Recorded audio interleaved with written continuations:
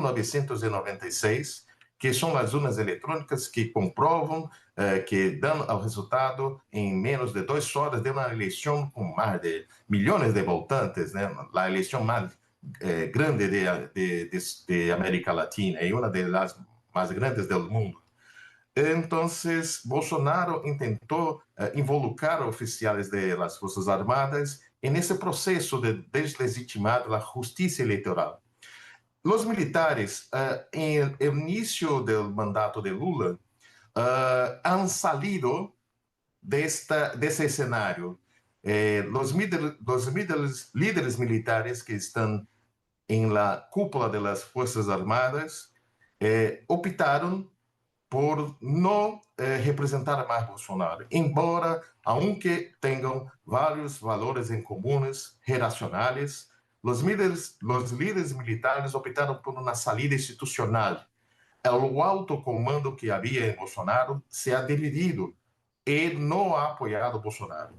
Apenas alguns que estavam já em retiro, pero em cargo de jefes do Exército, da Marinha e da Força Aérea. Então, com isso, por exemplo, o liderazgo do general do Exército que ha comandado as Forças Terrestres, general Thomas Paiva, ha controlado muito bem as dissensões internas e ha tentado despolitizar os militares em la virada do mandato de Bolsonaro para Lula. E isso ha sentido um certo efeito bem positivo. E também há distanciamento, alejamento de Mauro Cid, que é tenente-coronel das Forças Especiais, e de outros coronéis de Forças Especiais que estão involucrados. Então, em termos institucionais, esse aislamento com os involucrados ha permitido, sim, uma saída onde há uma expressão acá que se separa, né? É um número da empresa que chamamos de CNPJ, de um número individual que chamamos de CPF. É como se for uma DNI, um documento nacional. Então, um documento para a pessoa física e outro documento para a pessoa jurídica, de tal maneira que se separa as pessoas da instituição.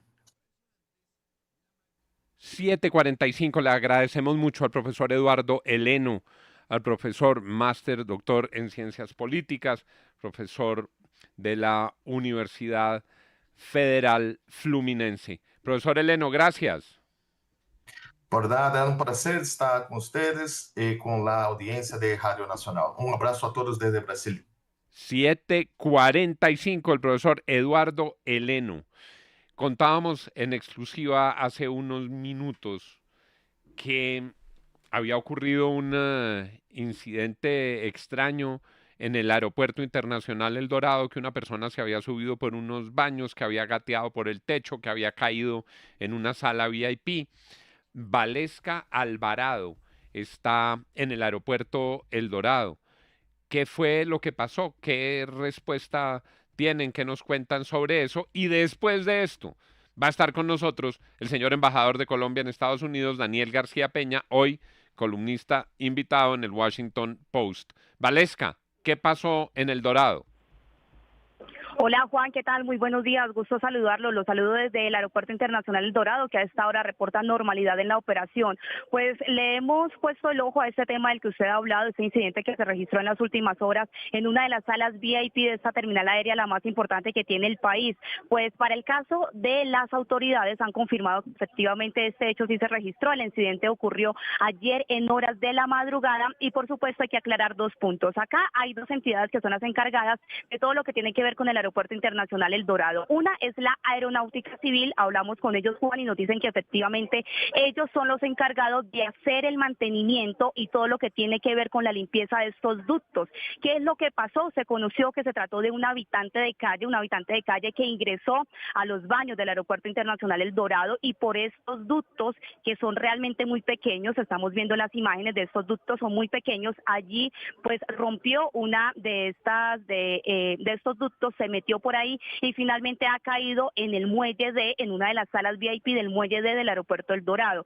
Sin embargo, ha especificado la Aeronáutica Civil que no es responsable de los temas de seguridad. El responsable de los temas de seguridad en este caso es Opaín, pues también hablamos con Opaín, han confirmado este hecho y han dicho que en relación a esta situación pues fue atendida de manera inmediata por los equipos de emergencia y los equipos de seguridad, que ninguna persona resultó herida. Y ayer, justamente después de que se registrara este incidente, Juan, se dio una reunión entre los responsables de toda la operación del Aeropuerto Internacional El Dorado para vigilar y para analizar los protocolos de seguridad, que es lo que dice Opaín, que hay que tener en cuenta que en los baños no se pueden poner cámaras de seguridad, por lo cual el análisis de seguridad se hace desde afuera con estos sistemas que tienen. No se registraron afectaciones de gravedad a los pasajeros ni a las personas del aeropuerto y la zona fue asegurada, hicieron las revisiones técnicas correspondientes. A esta hora los baños también operan con total normalidad y dicen desde Opaín que pues reiteran ese compromiso con todo lo que tiene que ver con la tranquilidad y la seguridad de los pasajeros. Ahora, ¿qué pasó con esta persona?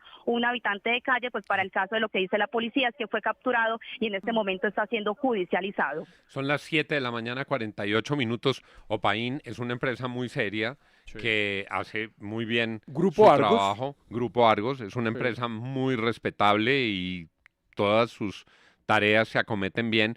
Cuando algún funcionario de Opaín, como ocurrió en la pandemia, comete un error, Opaín lo enmienda y lo hace con mucha diligencia. ¿Ustedes se imaginan la perplejidad de las personas que están en una sala VIP tranquilos y de pronto cae del una techo, persona. cae del techo un habitante de calle Y cae de y que haya pie. podido gatear por entre los Lo que ductos? pasa es que aquí, yo no sé, ese tema de que cualquier persona puede ingresar al aeropuerto debería ingresar las personas que van a viajar.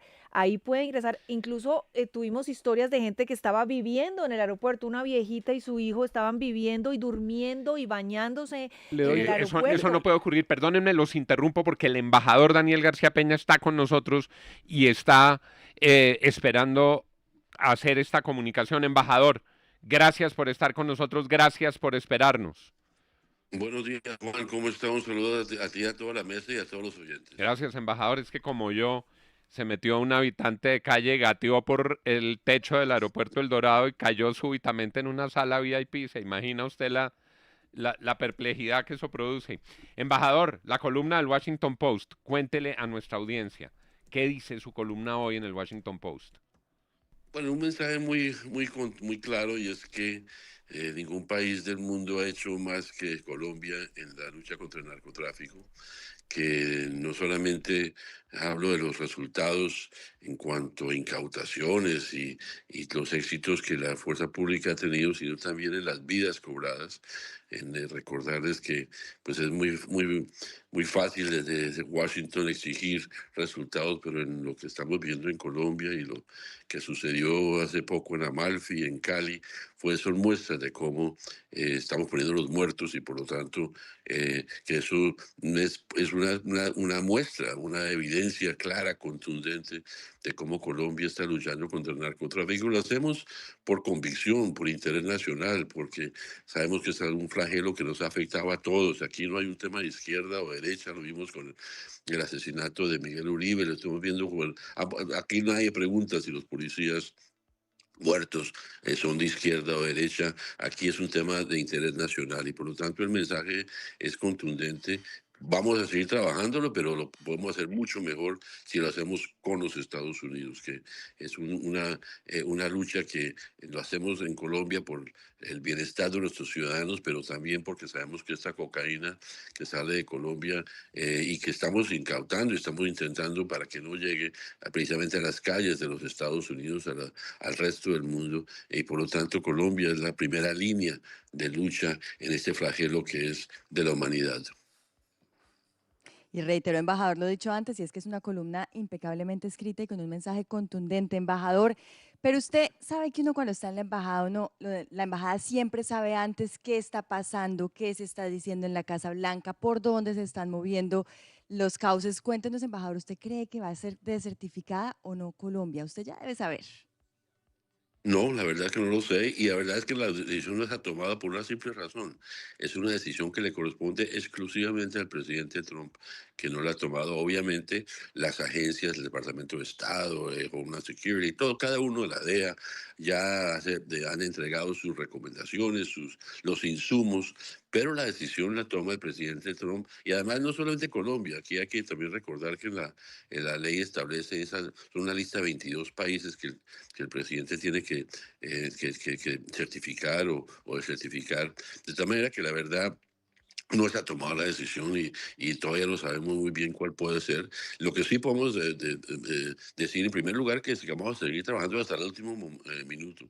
De hecho están acá, ahora tengo que salir precisamente para continuar nuestra agenda con el almirante Cubides del Comando General, con el general Triana de la Policía Nacional, que cuando pues insistían en su presencia esta semana, algunos preguntaban, "No, ¿y ya para qué? Eso ya es muy tarde, la decisión está tomada". Pues no, resulta que esos mensajes son contundentes porque pues yo trato de hacer mi mejor esfuerzo para contar, mostrar cifras, pero no hay nada mejor que tener aquí a las personas más autorizadas. Realmente el general Triana y el almirante Cubillas son los que pueden de primera mano contar lo que estamos haciendo como país. De tal manera que vamos a seguir y esta columna que sale en el Washington Post está parte de ese esfuerzo, porque efectivamente, si bien la decisión, por supuesto, le corresponde al presidente Trump, pues son muchas personas que queremos mandar el mensaje con congresistas, con tanques de pensamiento, para que el mensaje quede muy claro que Colombia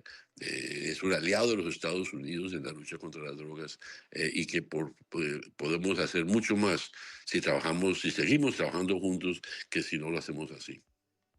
Embajador, sabemos como colombianos que usted está haciendo un trabajo muy importante, muy complejo en este momento de las relaciones de Colombia con Estados Unidos, pero de todas maneras es muy difícil luchar contra los hechos.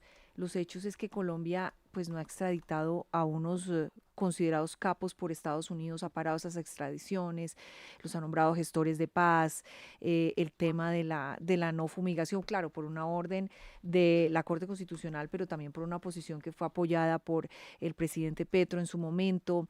Eh, eh, ya vamos a llegar a 300.000 hectáreas seguramente en los próximos monitoreos de la misma ONU. Es muy difícil tratar de tapar esos hechos y claro que estamos pagando, claro que ponemos los muertos, claro que llevamos décadas haciéndolo, pero pues la verdad es que ellos sienten que el país ha aflojado en estos últimos años. A ver, si primero miremos lo que tú dices que son hechos contundentes. Son dos extradiciones que han sido suspendidos para adelantar procesos de paz, como se ha hecho en el pasado. El gobierno del presidente Santos fueron muchos malas que se suspendieron el tema de las FARC, pero son solo dos. Y además condicionados, no se están, si estos señores no cumplen con los compromisos, pues se los montan al avión y se vienen para Estados Unidos. Y el hecho es que si revisa las cifras, mi querida Darcy, este gobierno ha extraditado más que cualquiera de los gobiernos anteriores. Seguimos extraditando. Hay una extradición cada 30 horas. De narcotraficantes determinantes a este país. De hecho, la semana pasada, antepasada, dos del Tren de Aragua que fueron extraditados a Colorado. De tal manera que los hechos contundentes es que la extradición sigue siendo un elemento de cooperación judicial entre los dos países. En cuanto a las hectáreas, pues yo no sé si usted tiene fuentes que dicen que va a seguir subiendo. Lo cierto es que la erradicación que se está haciendo Colombia hoy es a diferencia del pasado, donde se anunciaban grandes extensiones, 50.000, 60.000, 80.000 hectáreas por aspersión aérea. Si uno mira en el largo plazo, eso no funcionó. Los cultivos que se erradicaban en Caquetá se iban para el Putumayo, los del Putumayo se iban para Nariño. Eso no funcionó. Segundo, tuvo efectos ambientales, sociales terribles, puso a las comunidades cocaleras en contra del Estado.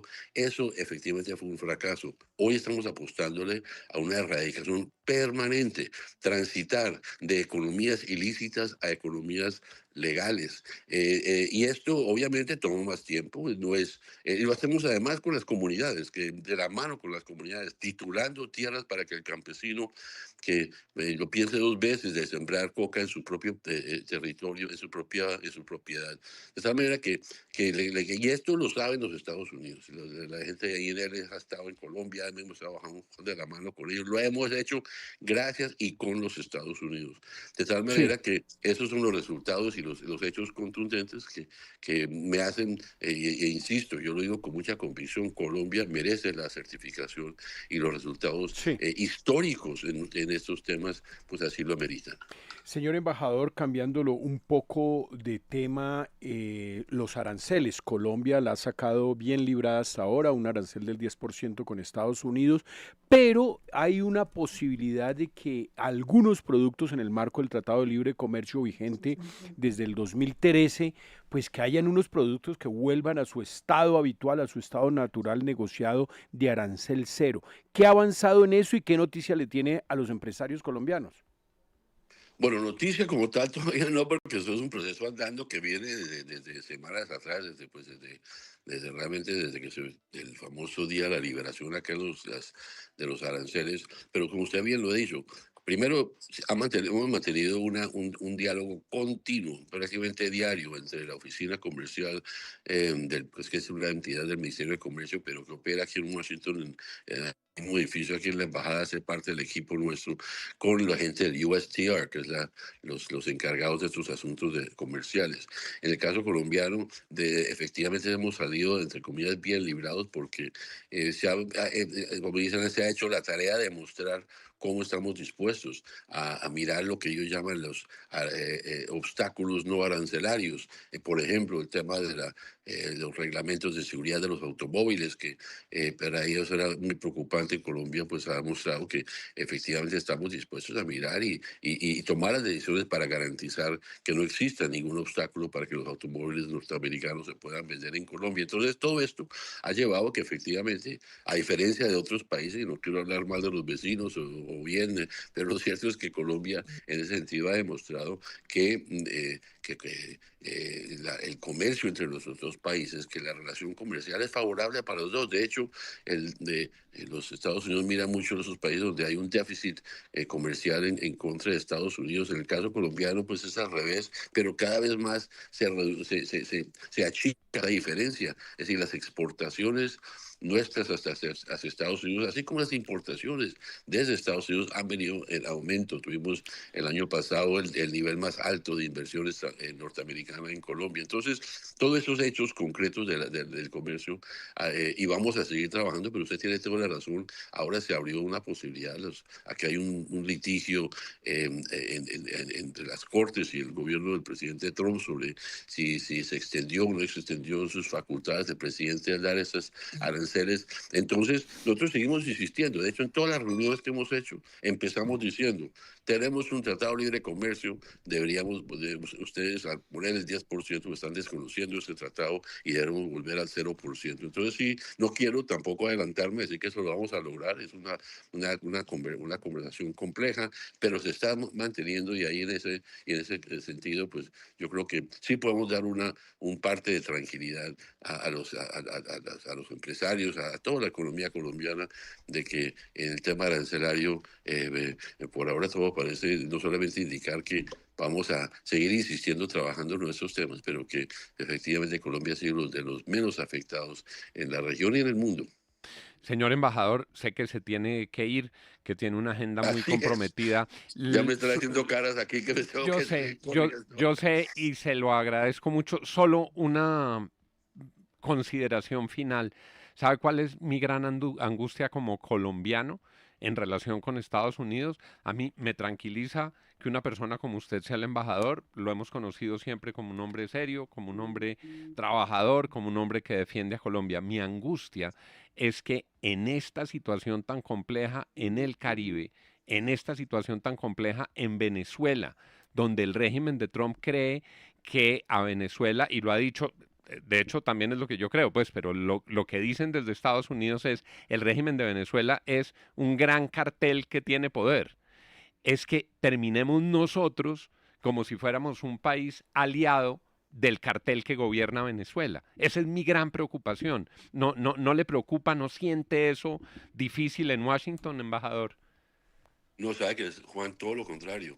Precisamente por las tensiones en el Caribe, por toda la situación que existe, es aún más importante recordarles que el aliado estratégico, el mejor aliado estratégico que tiene Estados Unidos en América Latina se llama Colombia. Y en ese sentido, pues sería un contrasentido en un momento en el cual puede haber tensiones con el gobierno de Maduro, generar cualquier fisura en la relación con Colombia. De tal manera que yo, por lo contrario, creo que esto afianza la necesidad de que sigamos trabajando juntos, que en el tema de la interdicción que les molesta tanto, les preocupa tanto a los norteamericanos, no hay país, ni ningún país en América Latina que pueda mostrar los grados de cooperación con Estados Unidos. Claro, eso es cierto, pero si los mensajes que vienen desde la propia cúpula del gobierno es que hay más solidaridad con Venezuela, con el régimen que se ha apoderado de Venezuela, que con Estados Unidos, y las voces son apoyo a Maduro, ¿no cree que eso puede causarle, pues incluso a usted, una gran complicación como embajador, que allá lean el gobierno Petro es más aliado de Maduro que del gobierno Trump?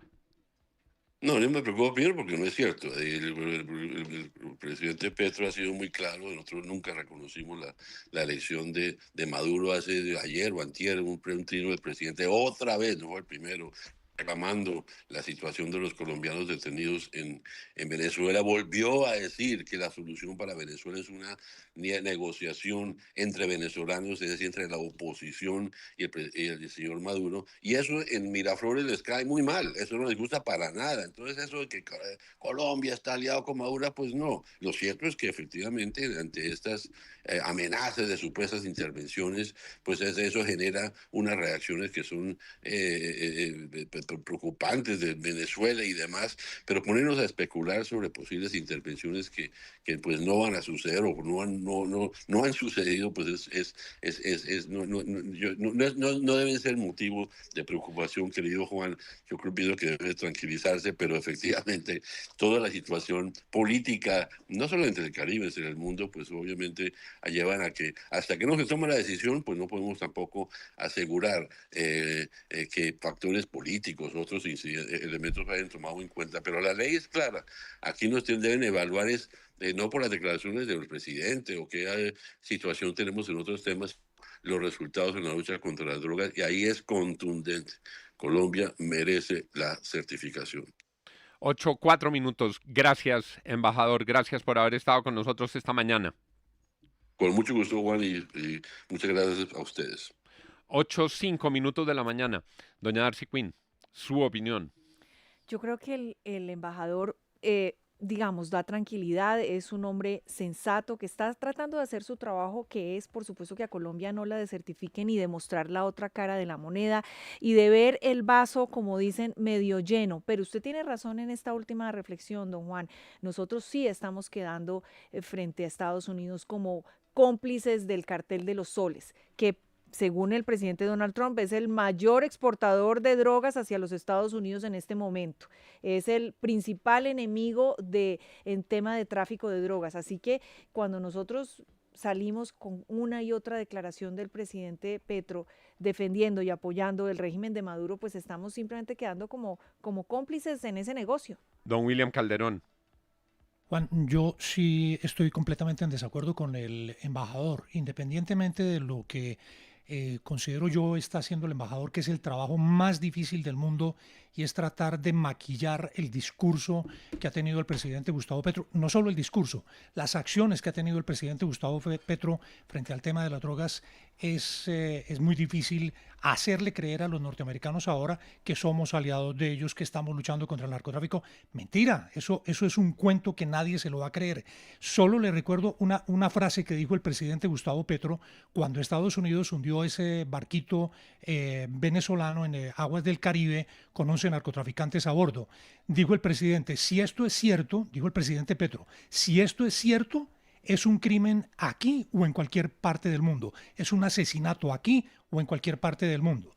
Ya vaya usted, trate de explicarle esa frase a los norteamericanos que hoy tienen que darnos la certificación. yo creo que la tenemos perdida, Juan. 8-7, don Rafael Manzano. Yo por la experiencia sí que he visto con distintos diplomáticos, la diplomacia es lo que no se ve. Es decir, la diplomacia no son las declaraciones públicas, sino los acuerdos bajo la mesa.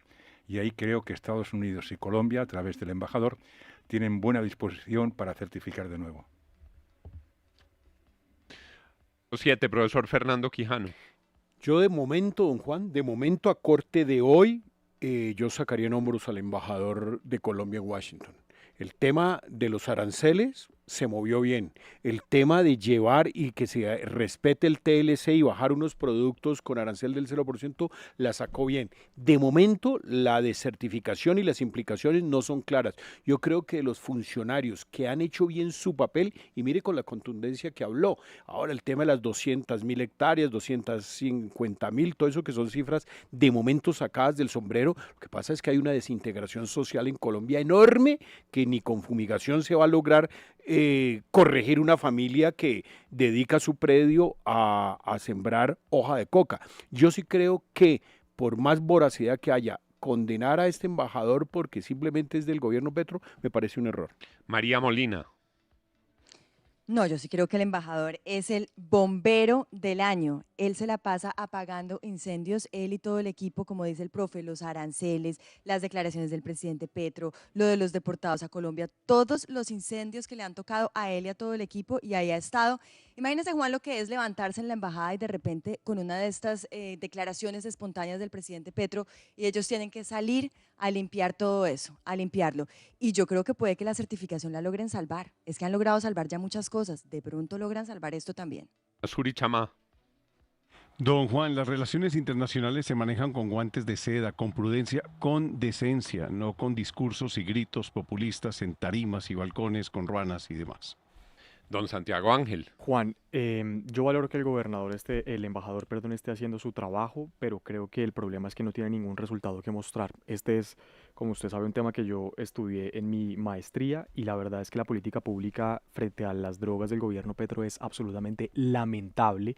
No solamente es el gobierno que ha llevado a la cifra de más cultivos ilícitos en la historia de las mediciones, sino que ha concentrado todos los esfuerzos en la interdicción, y esos esfuerzos son nulos si al mismo tiempo se tiene la mayor producción de cocaína del país. El año pasado se tenía una meta de erradicación forzosa de 10.000 hectáreas de cultivos, mientras las metas de gobiernos anteriores eran de 50.000 hectáreas, y para este año el gobierno tiene una meta de sustitución de 10.000 hectáreas de cultivos de sustitución, pero realmente no han hecho nada nuevo, han hecho lo mismo del PENIS de todos los años. No hay realmente ninguna garantía para la seguridad en los territorios. Los grupos armados que tienen mesa todos con el gobierno y que siembran, esos son los que siembran, han continuado con vía libre para aumentar las hectáreas de coca. Luego, pues el embajador está tratando de hacer su trabajo y de conseguir la certificación, pero no tiene nada que mostrar porque la política pública del gobierno en este tema ha fracasado rotundamente. 8-10. Mi principal preocupación se la expresé al embajador.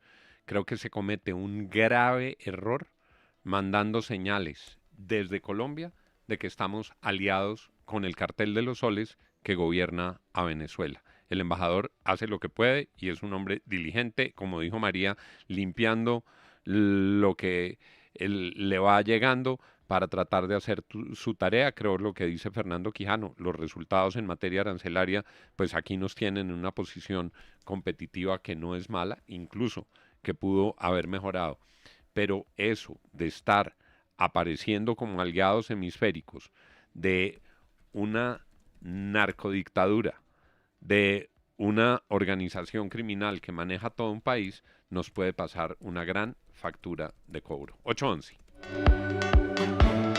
Incauca, la energía de los colombianos, presenta las noticias del día. 8:11 minutos, aquí están los titulares. Desde Barranquilla, algunos candidatos presidenciales proponen aumentar el acceso a créditos en el Caribe para erradicar delitos como el gota a gota, principalmente en las zonas del Atlántico, donde se registran mayores denuncias a causas del flagelo. El presidente de Estados Unidos, Donald Trump, asegura en una entrevista en la cadena Fox que cree con un alto grado de certeza que el sospechoso del asesinato del activista Charlie Kirk está detenido luego de que una persona cercana a él lo entregara. Más temprano hablamos aquí en la FM con Gaby Arellano, diputada por el estado de Táchira. Está refugiada ahora en Colombia desde el 2018 y se ha referido a la decisión de Nicolás Maduro de ordenar la militarización del puente Simón Bolívar. Un demócrata no puede estar del lado de Nicolás Maduro. Un demócrata debe estar del lado del pueblo venezolano que se expresó el 28 de julio contra todos los pronósticos del 2024. Lamentablemente, las declaraciones, las posiciones y las acciones de quien hoy está en la Casa de Nariño en Colombia se alejan del clamor del pueblo venezolano y se acercan cada día más a las alianzas ideológicas de una mafia que, repito, no solamente le hace daño a la seguridad, a la vida de los venezolanos, sino también que impacta a la economía, a la seguridad, a la soberanía de todo el hemisferio. Numeral, mi sueño es que. Mi sueño es que queremos que usted participe. Somos la FM, son las 8:12.